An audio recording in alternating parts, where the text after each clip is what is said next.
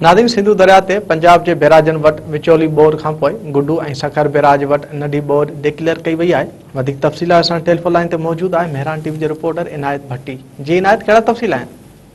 हाँ जी बिल्कुल, सिंधु दरिया से पंजाब के बैराजन वट विचोली बोर्ड खां पोइ गुड्डू ऐं सखर बैराज वट नंढी बोर्ड थी वई आहे ऐं वाकरनि में वाह थी वई आहे। मां ॿुधाईंदो रहां त सिंधु दरिया में पंजाब के बैराजन ते विचोले दर्जे वारी बोर्ड खां पोइ सिंध जी सखर बैराज ऐं गुड्डू बैराज वट नंढी बोर्ड थी वई आहे।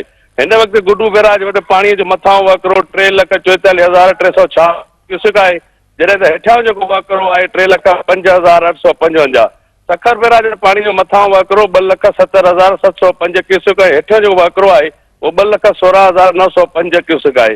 कोटड़ी बैराज वटि पाणीअ जो मथां वकिरो 1,83,893 क्यूसेक आहे। हेठो जेको वकिरो आहे उहो 1,42,768 क्यूसेक आहे।